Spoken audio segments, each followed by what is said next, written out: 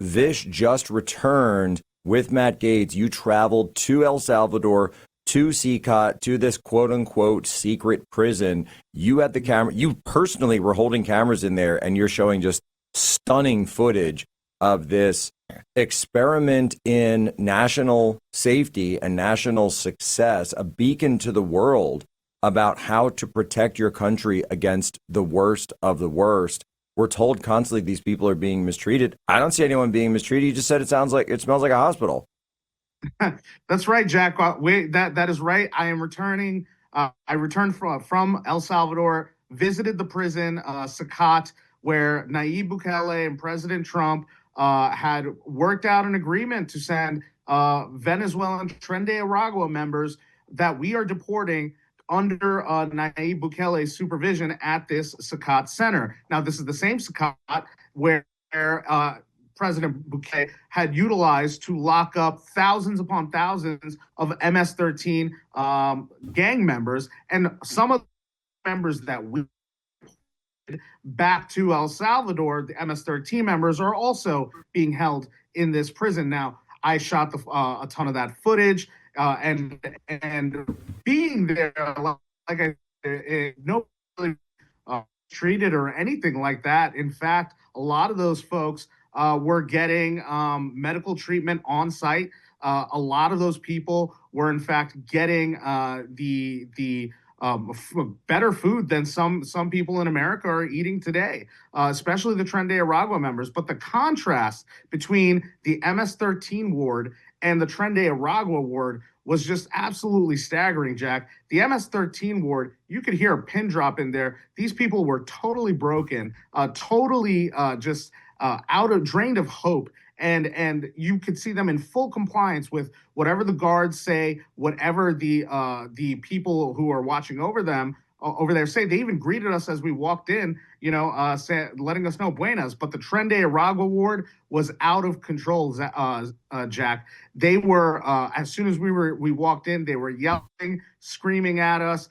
They were climbing up on the cages there and the cells there. You could see, and they were all yelling that they've been kidnapped and that they are looking for their freedom. They want their freedom. They were yelling libertad, libertad. And so just to see these people up close, it made me appreciate the actions that Donald Trump took to put these people there and to make sure that these people are not on the streets of America killing people. In fact, our footage and our special on OAN included a interview with one of the MS-13 members who had been deported for. He said that he killed over 50 people, Jack. 50 people, and he said it nonchalantly, like lost count, somewhere at 40. So these are the kinds of monsters that are being locked up in Cecot, and we should be thankful that President Trump has gotten these people off the streets and out of our communities to keep our families and our homes and our country safe.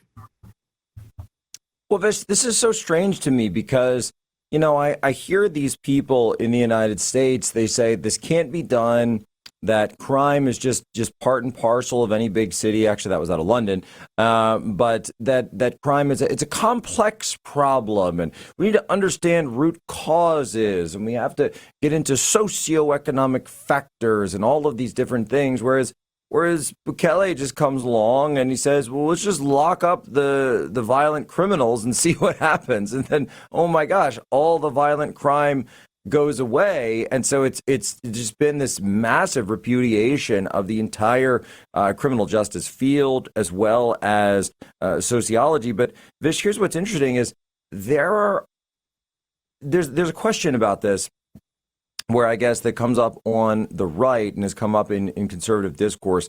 I said something last year along the lines of, I forget exactly what it was, something along the lines of principles. Power without principles is tyranny, but principles without power is lunacy. Because you're a lunatic if you put your principles without having any power whatsoever. You must have power. You must have leverage. You must have the ability to do something, but you want to, and then you must apply your principles to the use of that power. However, we're now seeing, and I'm starting to see, that there are people who are very upset that conservatives are using power and, in fact, arguing against it. Can you walk me through some of that? Yeah, absolutely, Jack. This is actually nothing new. We've always seen this throughout, especially the GOP and the Republican circles, really pre Donald Trump. This was the kind of party that we had for a long time, especially, since William F. Buckley appointed himself the gatekeeper of conservatism, back in back pre Y2K era, right? And he was the one who wanted to make sure that we were standing on principles and that we weren't exercising power or growing government or anything like that. And yes, we can sympathize and empathize with not wanting to grow the government to its Leviathan size. But when we have power, we should be able to use it and leverage it towards our ends, towards our people, to be able to benefit our base. That is what the Democrats understand very well, to create massive patronage networks, essentially, to fund their side. So now that we have power, and conservatives over a long time have learned this, especially after Donald Trump essentially took over the Republican Party and remade it into his image, we have seen that conservatives now have an appetite for leveraging power to pursue our ends. The thing is that these guys, that especially when we saw in 2023 during the primaries with DeSantis and Trump, a lot of these people were the same types who were supporting DeSantis, saying we should stand on principle at the sake of power, when in fact you need power first to implement any principle at all. And so now you're seeing a new crowd post the victory of Donald Trump in 2024. You're seeing that there is a new crowd who doesn't have any power, trying to convince conservatives that power is bad because their competitors now have power, right? And these are the people who are now using the woke right term. And these are the people who essentially see guys like you, guys like Cernovich, guys like Bannon as competitors to their influence over the MAGA base. And so now they're trying to hijack it by creating a false side game called woke right. And they are trying to latch onto the reservoir of value that is MAGA. At the end of the day, what they are trying to do, Jack, is they are trying to take over this thing of ours, right?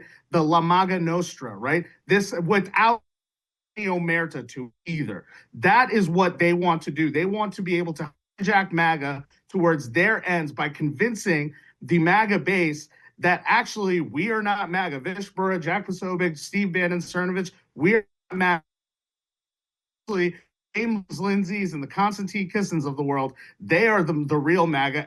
And we, Poso, Jack, Vishbura, we're going to ruin MAGA by pursuing our ends, by using power to implement MAGA principles. This is the argument that they're trying to make, and they're to lose it flatly because MAGA has smartened up to the snakes in the grass, or should I say the serpents in the grass, who have been trying to our ends that are just not going to work for us and haven't worked for us until Donald Trump came along. Well, Vish, what's so strange about this as well is you see the examples, you see Trump, you see President Bukele, obviously they're working together for deportations. But again, what they're doing is they're taking action. And this is what Steve Bannon taught to all of us. It doesn't matter what your opinions are. Nobody cares what you think. Nobody cares what your, how well you understand this issue and you know every little terrorist group in the Middle East. Oh, that's so good. You want a little pat on the back? You want a little cookie? You want something like that? What are you going to do about any of this? What are you getting done? And Elon Musk, by the way, to his credit, what did you get done this week? Action, action, action.